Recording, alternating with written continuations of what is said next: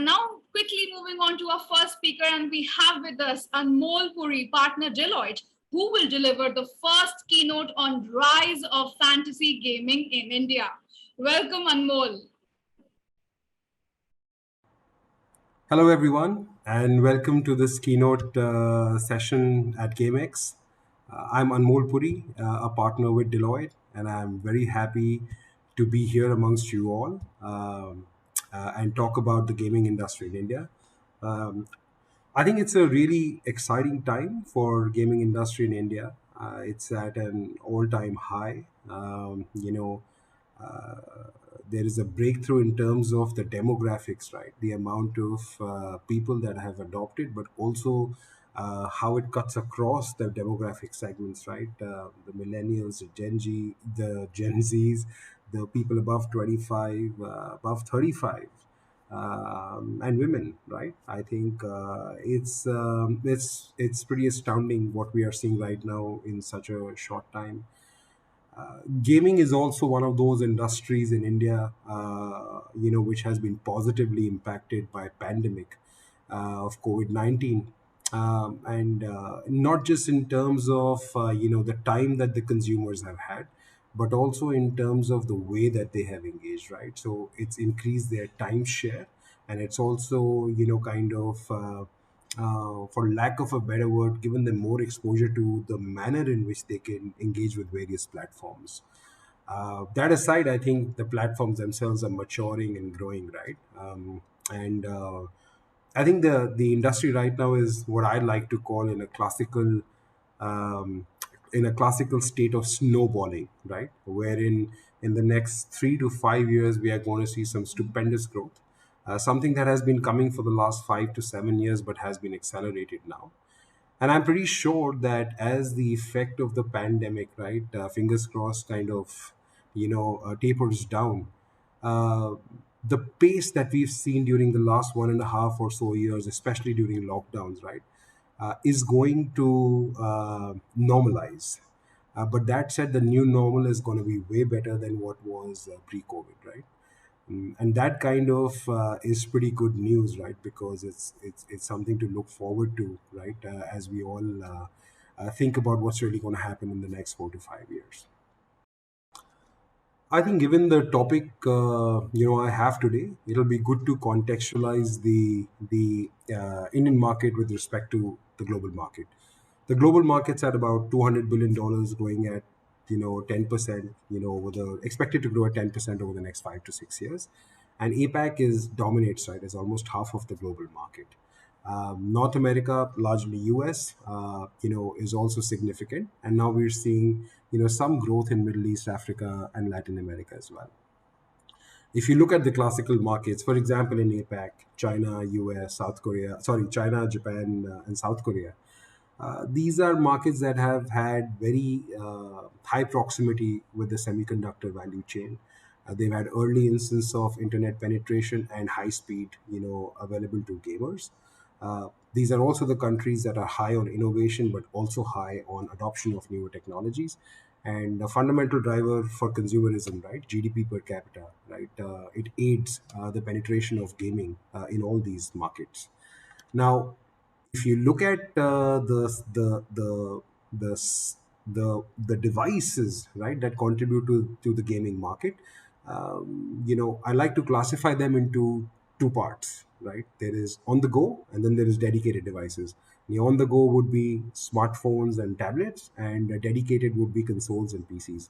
And that's if you look at on the go, that's about 40% of all devices globally, and in the next 6 to 7 years, it's expected to be close to 50% of the gaming market. Um, I think when you think about this dynamic of how do gamers consume gaming, right? There is a very interesting point for India, right? China has, for example, 650 million users, and India has about 450 million users. US just has about 200 million, but China and US markets are almost 20 to 25 times that of the Indian market. And the reason is because almost 70% of China is on dedicated devices, which is consoles and let's say PCs. And in the US, that number is as high as 80%. Contrast that to India, and that is less than 9%. I think the case in point again here is to really think about what does this mean. Clearly, India will leapfrog. Clearly, India will borrow. We've seen that in a lot of other industries. We've seen these trends, before as well. But I think the most interesting point here is to understand that developers and platforms need to bespoke the offering that they have for the gamers, right? Clearly, if all the gaming is on the go and it's not dedicated console playing, this would have huge implications in terms of the time, the occasion, and the mode of engagement, right? That gamers in India will have if you compare them to some of the other developed markets. If we pivot to the global, profile of a gamer, it's largely skewed towards Gen Z and millennial, and it's traditionally been a lot of male gamers. But the good news is that within at least the millennials and the Gen Zs, almost 40% participants and now are women, which again has implications in terms of how you expand and how you engage.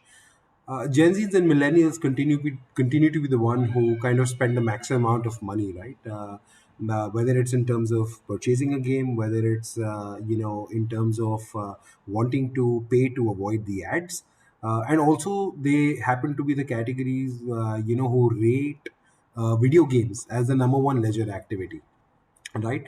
Now, just if you compare the global profile of a gamer to that of an Indian, I don't think there is much of a difference, right? I mean, in terms of the hours spent, which has moved from 4 hours to now almost 9 hours on a weekly basis, right? Average hours per week. um, uh, you know that's what we are hearing, right? That's happening. That's almost the same trend globally as well. uh, I spoke of devices, but I think in terms of the average revenue per user, um, uh, there is a huge difference between what an India gamer spend versus what a global gamer spends. And I think we are almost 5% of the global average revenue per user equivalents, right? And I think we have a mile to go. If you compare that to the telecom industry, right, one would be tempted to think that it's yet another story that will repeat. But I'll wage that the propensity to spend, or specifically given the consumer segment, the demographics, right, is going to be much higher in gaming compared to that of the telecom industry, right? The most interesting fact, however, is that globally, of the number of people who play games at work daily is at 10%, but India is at three times at 30%. And that has massive ramifications in terms of, what is the mode, the type, and the tenure or of engagement that platforms and developers really want to have with the gamers, right? And add to that the profile of the gamers today has a lot more women. It has in India a lot more gamers participating from semi-urban and tier 2 towns. I think there is going to be a little bit of work that will need to be done to bespoke what gaming would mean in India.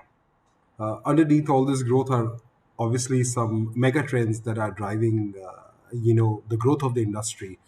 The first and the foremost obviously is the increase in smartphone penetration and digital payments, right? Both of them are obviously very important for growth of gaming, and we are seeing that given that India is an on the go device kind of market, right? Like I said, the interesting point is also that new player segments are emerging, right, from tier two, semi-urban, and participation of women, right, into gaming. COVID has been kind to the industry, right? Well, kind is not the right word, but nevertheless, it's accelerated the acceptance of online and social gaming, right? And the average time spent on gaming apps has increased by 21% almost, right, during the lockdown. um, the increase in terms of the content localization is very encouraging because it kinds of removes certain barriers to adoption, and it's also becoming more suited to the Indian preferences, right? And if you look at popular games such as Ludo, Rummy, Teen Patti, and also games having options of regional languages, those are great signs, right? Because that's kind of casting the net wide to have more gamers into the fold. Now, Classically, the access to broadband, right, on a console has been critical.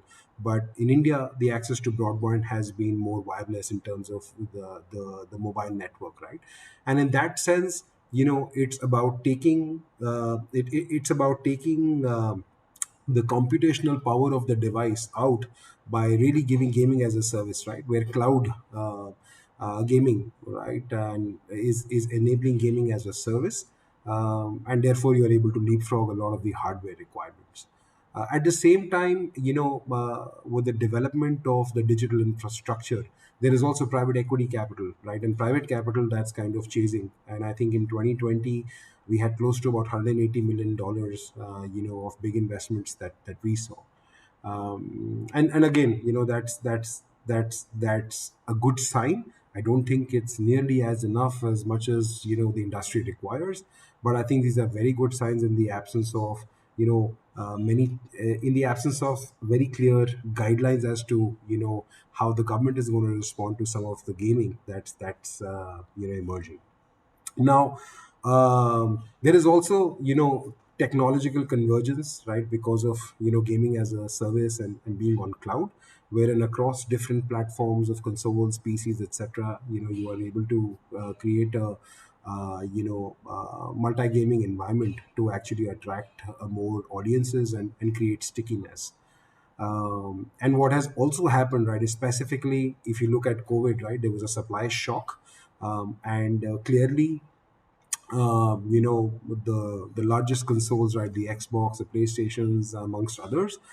There was because of the supply crunch, there was a stock out situations in many parts of the world, right, and that's obviously led to increase into the gaming hardware costs, right, and a contrast of that, right, or a side effect of that is that on the go gaming is again getting a boost, in India.